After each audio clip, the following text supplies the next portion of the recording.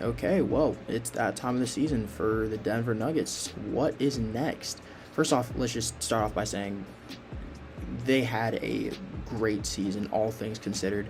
Looking at their roster coming into the year, I would not have expected them to be as competitive or as good as they were. But somehow, man, that championship core of Nikola Jokić, Jamal Murray, Aaron Gordon, MPJ, man, they find a way. They always find a way to be competitive. So hats off to them. Definitely exceeded expectations for this season. And that was in no small part due to Christian Braun as well, his emergence.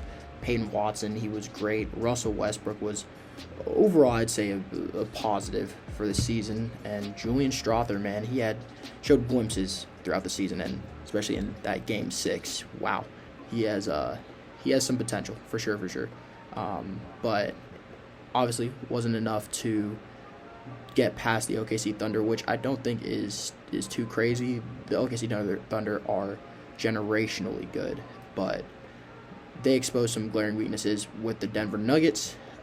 So it's just time to talk about what to do next for them, man. So their first problem is offensive consistency. That was heavily exposed during this series. Outside of Jokic and Jamal Murray sometimes, and then Christian Braun had his moments and Julian Strawther popped up, but no one could efficiently and consistently produce offense on that team outside of really Jokic, and even he didn't have a great series. So they need to address that this offseason, and then also depth. Depth was a really, really large part of why they lost.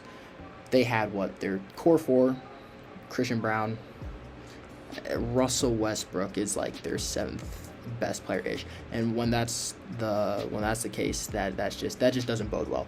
So they had like 8 maybe playable players throughout the series, and if they had like 1 or 2 more, I think they get past the OKC Thunder, but they didn't. So that is also something they need to address. Big questions: do they keep Jamal Murray and MPJ? For me, I think Jamal Murray, he's making $46 million per year next year. I don't know if you move on from him. He is obviously pretty inconsistent in the postseason, and that's a huge red flag. But for $46 million next year, and then he's going to be making $60 million, close to it, over the next few years of his contract. I just don't know how many players better than him you're going to get at that price point.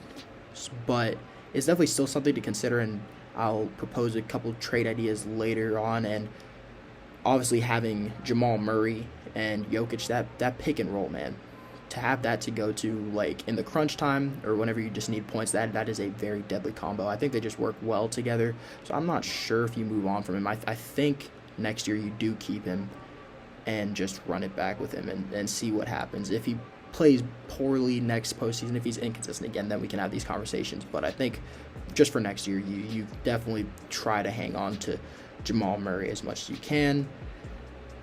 For MPJ, man, listen, I know he had a hurt shoulder. He played through a pretty severe injury, but this is the second postseason in a row where he has just he hasn't looked good. I know last postseason, I think his numbers overall are pretty all right, but if you go back to that Minnesota series, hold on, let me pull this up on on Basketball Reference, his playoffs last season.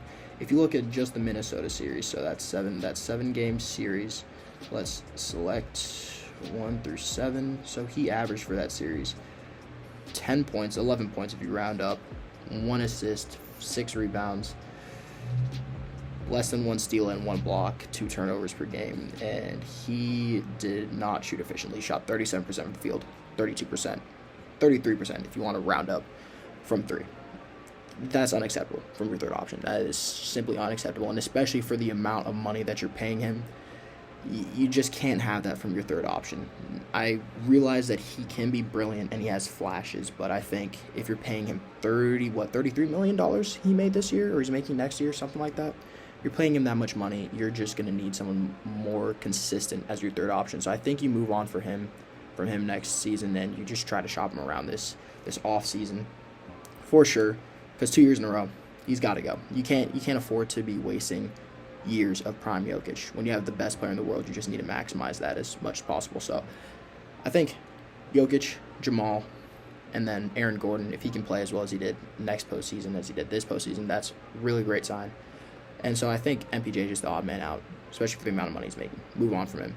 And so got a couple trade ideas for MPJ for sure for next season. So I think looking at the New Orleans Pelicans, shipping him there would be very, very interesting. You could trade him for CJ McCollum and Jordan Hawkins. Now, these are two players, CJ McCollum especially, he can contribute right away. Jordan Hawkins is also a very, very solid and pretty promising rotational piece that I think could benefit from playing next to Jokic. And then the Pelicans get MPJ. You know, he is what he is. He's going to be an offensive spark plug, and you have DeJounte Murray at your point guard. You move him up to your point guard in place of CJ McCollum. I'd say you move on from CJ instead of DeJounte because he's just a bit younger. I think it's just better that you hang on to him, and he's also still a phenomenal player, great on defense as well. So, yeah, you can run a lineup of what? DeJounte, MPJ, Zion. Like that's like a pretty good solid big three, and then Trey Murphy as well. His emergence has been huge for them. So I think this is a trade that both parties would be pretty interested in, especially because Denver gets a bit more depth, which is definitely something they need for next year. And another trade option, if you don't like that one, is the Sacramento Kings. So you ship MPJ to the Kings for Malik Monk, Keegan Murray, and then Devin Carter just to make the salaries match. But Malik Monk and Keegan Murray are the main pieces in this trade. Again, two rotational players in place of MPJ. I think that kind of says enough. I think if you're the Sacramento Kings, MPJ is an interesting plug to throw in next to DeMar DeRozan, Sabonis, and Zach LaVine. I think he gives you a bit more three-point shooting, which I think they definitely need, and a bit more spacing. So, I don't know. I feel like that could be pretty interesting. Big four. Another team, LA Clippers, which is pretty interesting since these teams both went to 7. But I think a trade of MPJ to the Clippers and then Denver Nuggets get Bogdanovich, Derrick Jones Jr., Chris Dunn, 3 very good rotational pieces, again, in place for MPJ on the Clippers, next to Kawhi and Norm Powell, Zubac, Harden. I think that they do sacrifice some depth, but I think that 5 is really, really scary out in the West. So, and then if you're the Nuggets, a lot of depth coming in with this one. So I think that's a very interesting trade for both parties to consider. And then last one, the Spurs. And the Spurs can do a lot of things. I think this is a really interesting trade for them because it's MPJ for Keldon Johnson and Harrison Barnes. I think both those players are very good rotational pieces for the Nuggets. They fit in pretty well into that 3 spot, give that 3 spots some depth, and give that roster overall some depth. And then for the Spurs, this also allows them, if they still want to still go out and trade for Giannis while also making their immediate roster, I think, a bit better right now, honestly, if you get MPJ. You can still trade Devin Vassell and, I guess, Stephon Castle or Jeremy Sochan, maybe a pick for Giannis if you still want to. So this doesn't really affect the Giannis trade for them. And MPJ would be phenomenal spacing in that if they do go out to trade for Giannis, because you will need it if you have Giannis. And I know Wemby can shoot a bit, but you will still need more spacing, and MPJ provides that in a big way for them. So definitely interesting trade. Spurs are going to have a very interesting offseason. It's going to be interesting to keep an eye on that. Jamal Murray, if you do trade him, I've got 3 trades for y'all here. The Utah Jazz. Trade Jamal Murray and a pick, maybe 2 picks, for Colin Sexton and Jordan Clarkson. Now, Sexton can come in, be a ball handler, much like Jamal Murray is for the Nuggets already, but he comes at a much cheaper price point, and he's also just not as good as Jamal Murray, but can kind of fill that role a bit. And then Jordan Clarkson, spark plug, off the bench, maybe start him, I don't know, figure it out, but just add some much needed depth to the Nuggets in a big way. And then Jamal Murray to the Jazz. He doesn't really fit their timeline right now, so I definitely think they'll if they do this trade, they should look to shop him around for a younger player with more picks. I don't know which team would have that, but they should definitely shop him after this. But if the Denver Nuggets just throw in some picks, I think that's enough to get this done. Jamal Murray is a very, very valuable trade piece, both to make salaries match and just in terms of how good of a player he is. He can definitely fetch you a pretty penny for the right team if you're the Jazz. So both parties should be interested. Now the Pelicans, same trade, just for Jamal Murray. Don't need to say too much. I think CJ comes in and plays a very similar role to Jamal Murray. Maybe not the playmaker he is, maybe, but fills in that gap pretty well. And then Jordan Hawkins, just some depth. Knows he's a great player, so don't need to say too much about that one. Spurs, another Spurs trade.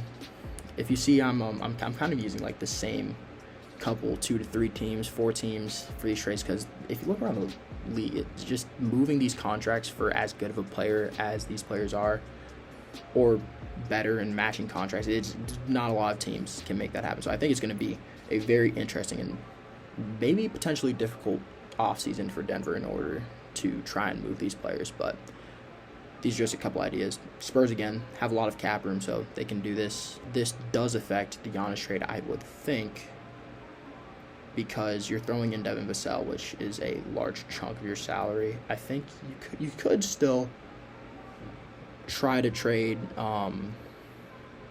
what's his name? Holy cow, I'm blanking on his name. Keldon Johnson, instead of Devin Vassell. But I don't know if that makes the Giannis trade work. Anyways, I'm pretty sure this would kind of take the Giannis trade off the table, but Jamal Murray, still a great player. Him and Fox would be a very interesting combo. I think you could move Jamal Murray to the 2 guard, and that could work out pretty well. But I don't know. I guess this just depends on if the Giannis trade falls through. And obviously the Spurs don't have to do anything right now. If they just sit back and draft with a 2 pick, I think that they're fine either way. But this is just something to spice things up, make things a bit interesting. Obviously, the Denver Nuggets, I think, would be delighted to get Devin Vassell and Jeremy Sochan. Those are 2 very good rotational pieces. Devin Vassell especially, he's a very, very good player even right now. And pretty young. I know that doesn't really matter since you're trading to make the immediate roster better. But pretty young, great rotational piece. Jeremy Sochan, same thing goes for him. Add some much-needed depth to the Denver Nuggets. And maybe Denver Nuggets throwing a pick or 2 with Jamal Murray for this trade. But I don't know. We'll see. I couldn't really drum up a trade in the trade finder for the Celtics, but I think that would be an interesting landing spot for Jamal. Maybe grab Drew Holiday or Kristaps Porzingis. Yeah, I guess KP. If you can make the contracts work, that could be pretty interesting. And then also the Golden State Warriors. I think them grabbing an MPJ or even a Jamal Murray would be very, very huge for them. I don't know how the contracts work there, but some package of like Kuminga, depending on how much you maybe on like a sign and trade Kuminga, Moody, Pods, some package of that would be very interesting. But I don't know. I'm just spitballing right now. All I know is that the Denver Nuggets have some very pressing issues to address, and they will need to address them quickly because, again, Jokic is the best player in the world. Can't waste his prime. That's about it. I'm going to get a series preview for the Western Conference Western Conference Finals, Eastern Conference Finals out in the next couple of days before those series start. Very excited for that. I'll let you all know what I think, but let me know what y'all think about these trade ideas and what should the Denver Nuggets do this offseason. Let me know down in the comments. And, yeah, that's it. See ya.